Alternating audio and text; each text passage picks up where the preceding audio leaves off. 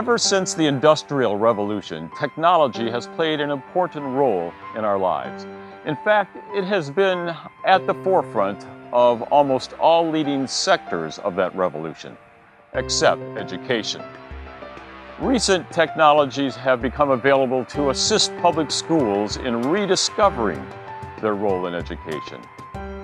Even more than standards, curriculum, and instruction, schooling is about relationship, community, and connectivity.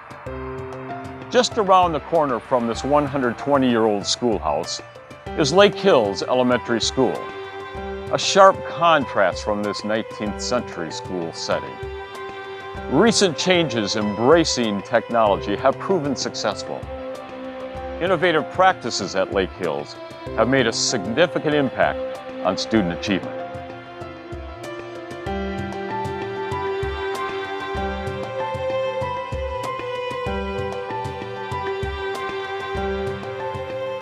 A 100 years ago, 8.5% of American 17-year-olds had a high school degree. Now, on any given school day, more than 50 million American students are sitting under the roof of a public school. We have 320 students here at Lake Hills. We're one of 7 elementary schools in Grand Haven Area Public Schools, and there's 6,000 students in our district. We have about 85% white Caucasian students and 15% of other ethnicities. Currently, we're at 47% free and reduced lunch rate, and we have a 22% mobility. And that's up quite significantly over the last few years. Despite the increases in our free and reduced lunch numbers and the mobility numbers, we have been able to achieve on state assessments at a 95% and above level for the last few years, and that's rising. Also, we're proud of the fact that last year we were in the top 25% of Michigan schools. This year we've moved up to the top 20% of Michigan schools. Actually, our number is 14.7%, and our goal, of course, is to be in the top 10%. American schools aren't exactly frozen in time, but considering the pace of change in other areas of life, the gap that often separates the world inside the schoolhouse from the world outside is huge. But Grand Haven Area Public Schools have done something to bridge that gap. Typically, we get bond funds from the community. We've been really blessed over the last decade with the community being very supportive of providing our schools with funds for technology. The district is also very supportive. They provide a budget for us to maintain and do small upgrades as those years go between bonds. But typically, large rollouts of new technology and innovative technology have been through community support. Lake Hills Elementary School was one of the first schools in the state of Michigan to implement a systems approach to enhance student reading fluency and appropriate behaviors. An integral part of this plan has been technology. MyBLISI stands for Michigan's Integrated Behavior and Learning Support Initiative. And when we started with the project, it was called SMILE Project, and it was a pilot program. And we started about 10 years ago. And the program is really focused on a systems approach in a school to improve students' reading and behavior, their social skills. And so what it has done is to track students' reading through something called DIBBLES, which is a dynamic indicator of basic early literacy skills. And it's mostly about fluency, that part is, but fluency is an indicator of how students comprehend. So that it's been very important for us to follow that and follow that for students, with students, and track their progress. And we've implemented many different interventions because of that. We follow the data, we meet as grade level teams and as a school team and look at the data for our school and for individual students and groups of students, and then we look at current research, and through the research we decide on what strategies and interventions we need to implement to help those kids.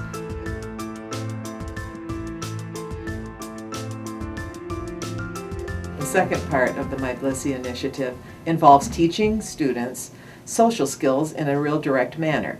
So we have a school-wide system of doing that. We have 3 rules, and we acknowledge students when they are caught doing the right things.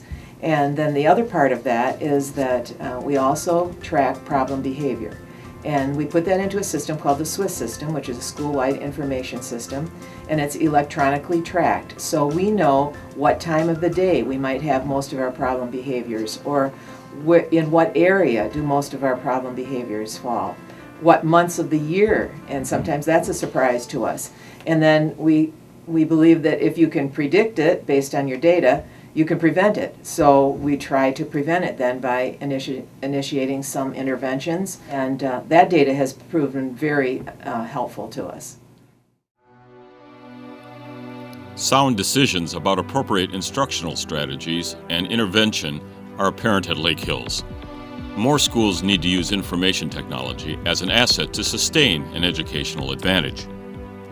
At Lake Hills this year, the big rollout was an interactive whiteboard in every classroom, a ceiling-mounted projector, the implementation of a smart cart, which is a central media control platform that controls the audio and video in the room. So it houses a computer for the teacher for use with the interactive whiteboard. It houses a DVD VCR for obviously playing of DVDs and VCR tapes, but also for cable TV. It provides a video and audio switcher for that, and as well as a document camera for placing documents and being able to project them digitally onto the interactive whiteboard. So that really was the big push this past year. We did roll out some pilot sets of student response systems in each building to start getting some flavor and feedback for how we want to roll that next phase of the bond out. Laptop computers in the upper grades at Lake Hills provide opportunities for students to access shared documents, online tutorials, and resources from the school's website. A central storage area permits the laptops to recharge and allows several classrooms to share these resources. Handheld devices have played an important role at Lake Hills. Calculator use has been shown to enhance cognitive gains in areas that include number sense and concept development. Student response systems increase engagement, motivation, and learning. 5th grade students at Lake Hills frequently use these response systems in math and social studies. Speech-to-text technology enhances productivity, learning, communication, and self-expression. 3rd grade students access handheld smart pens to assist with mathematical notations and intricate chains of ideas. We believe that combining an excellent teacher with the most current technology is going to result in the highest student achievement. We know that students are living in a high-tech world, and we need to provide them with everything they need to be able to perform to the top levels in that kind of world. The uniquely designed building at Lake Hills encourages interaction in both academic and social settings. The Library Media Center is actually the hub of several academic pods. Classroom instruction is provided in reading, math, science, social studies, physical education, performing arts, and visual arts. Additional student support includes reading assistance, speech and language services, media skills, foreign language, and special education. Alliances with West Michigan universities provide a laboratory for student teachers to work alongside the highly qualified staff at Lake Hills. We have a commitment that all students will learn, and that we will do whatever it takes to help them learn. A big part of that is using the data that we collect through our technology. And another big part of it is that we use technology for teaching and for learning. We use technology for student interventions so that the students who aren't getting it will get it. And then we also use the technology, of course, to collect the data and to share the data.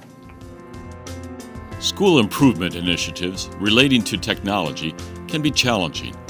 Teachers' readiness to embrace the new technologies is critical.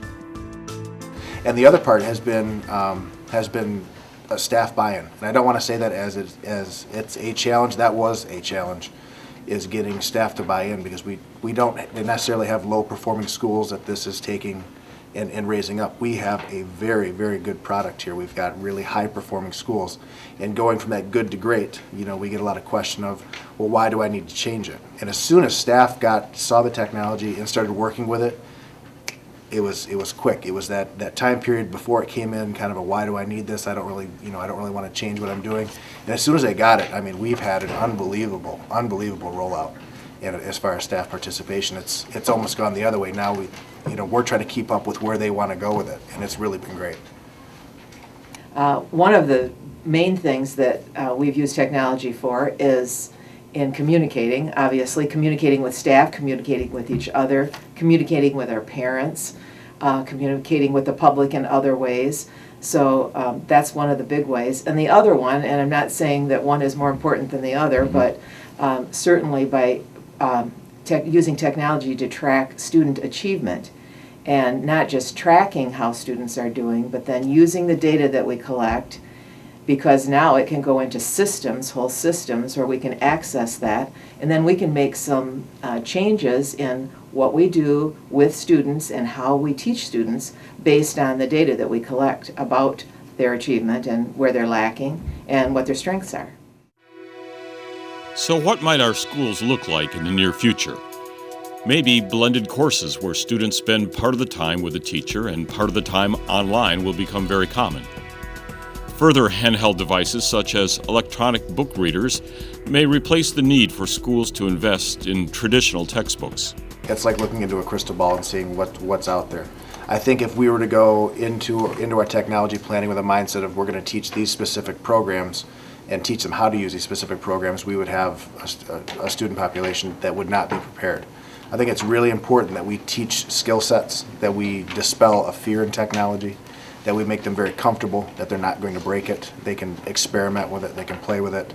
But then when they don't know how to do something, to be able to research to find out how to do it. I think that idea of being a digital researcher and not having a fear in technology really will give them a skill set to let them be flexible depending on where the technology comes or how it changes. It'll encourage them to explore that technology. And so I think that really is where we're going with the new state technology standards, that they're not specific skills, but rather developing a comfort level and developing a skill set that will help them adapt. So maybe public education needs to become more like a buffet where learners discover to serve themselves, a buffet where community, relationship, and connectivity are part of the main course, a buffet where a technology-enriched environment truly provides success for all.